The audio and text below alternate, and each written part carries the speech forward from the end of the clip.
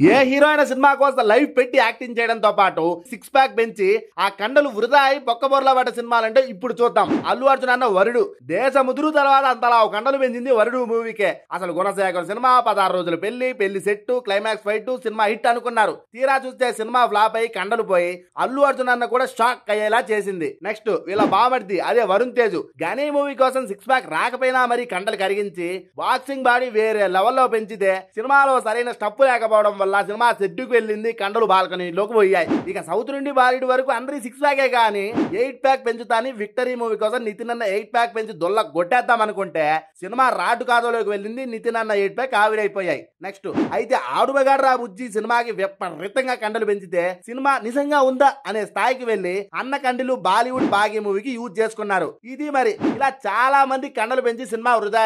మీకు తెలిసిన ఏ సినిమాలో కింద కామెంట్ చేసి మన ఛానల్ ని సబ్స్క్రైబ్ చేసుకోండి నాయనా.